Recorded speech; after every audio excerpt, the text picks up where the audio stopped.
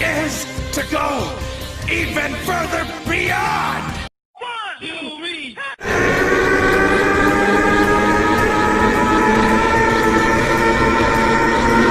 A few moments later.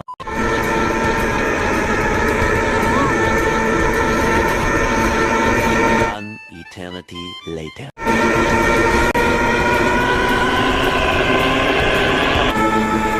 Stop it. Get some help. सुन मेरी बात।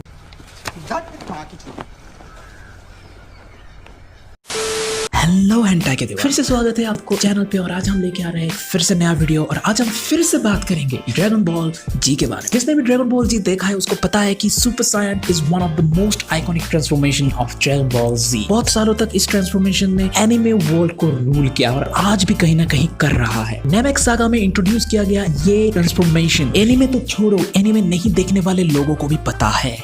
जहाँ तक बात 90s की किड्स की है, जो कि मैं भी कहीं ना कहीं जिंदगी में चीख चीख के सुपर सायन बनने की कोशिश जरूर किया है। मैंने भी किया है और मुझे पता है चुप चुप के तुमने भी किया है। ये बात अलग है कि मैं अभी भी करता हूँ। तो भाई आज हम बात करेंगे क्या होगा अगर तुम या मैं या फिर कोई भी इंसान सुपर सायन में ट्रांसफॉर्म हो जाता है। तो मैं देर नहीं करते, चलिए वीडियो शुरू करते हैं।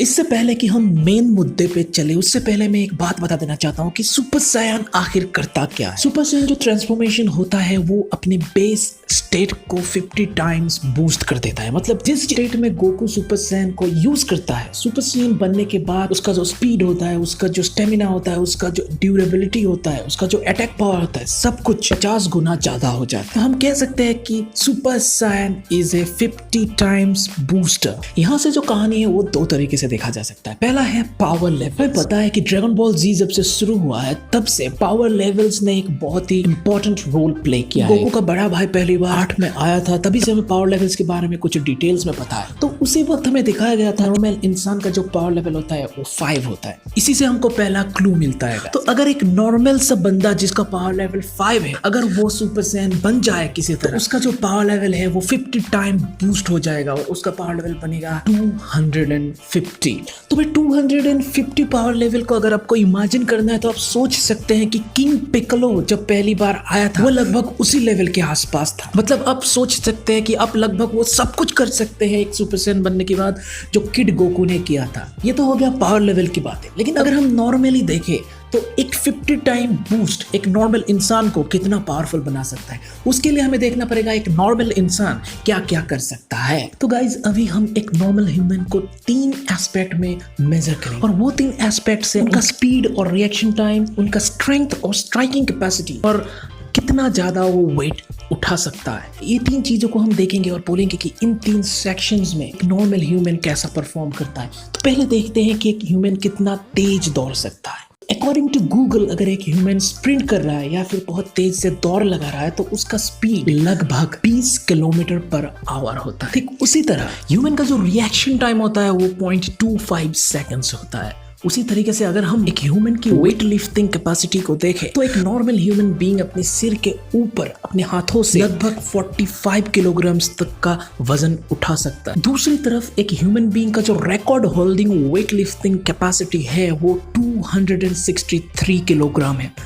अब हम अगर एक नॉर्मल ह्यूमन की जो पंचिंग पावर है वो देखें, वो भी काफी अच्छा है। मतलब एक नॉर्मल ह्यूमन की पंच लगभग 4000 न्यूटन्स का फोर्स होता है, which is actually enough to break your ribs। तो अगर हम एक नॉर्मल इंसान को इमेजिन करें जिसका स्पीड है 20 किलोमीटर पर आवर, जिसके रिएक्शन टाइम है 0.25 सेकंड्स, जो लगभग 50 किलोग्राम के वजन उठा सकता है और जो लगभग 4000 न्यूटन की फोर्स से एक पंच मार सकता है। अगर हम एक ऐसे नॉर्मल इंसान की बना करें और सोचे कि वो एक सुपर सायन में ट्रांसफॉर्म हो चुका है तो वो क्या क्या कर पाएगा।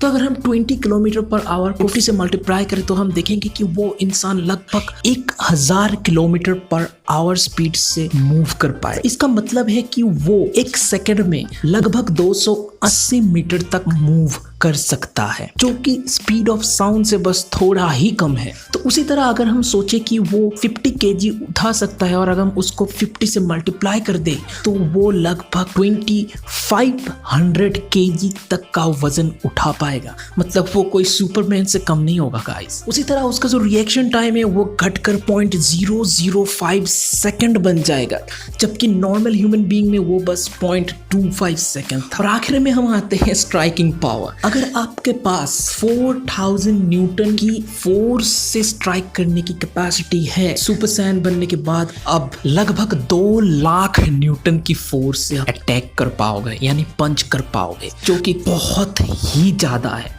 तो इन शॉर्ट अगर हम कहें कि अगर आप एक सुपर सैयन बन जाते हैं, you can almost move as fast as sound, you can punch with a force of 2 lakhs of newton, और आप लगभग 2 कार्स अपने बेयर हैंड से उठा पाए। किसी सुपरमैन होने से कम नहीं है गाइस। तो मैं तो चाहूंगा कि मैं एक सुपर सैयन बन जाऊँ, जल्दी बन जाऊँ। ऐसा होने वाला नहीं है भाई। तो अगर आपको ये वीडियो पसंद आया तो कमेंट सेक्शन में बताइए, अगर आप सुपर सैयन किसी तरह बन गए तो आप क्या क्या करना चाहेंगे।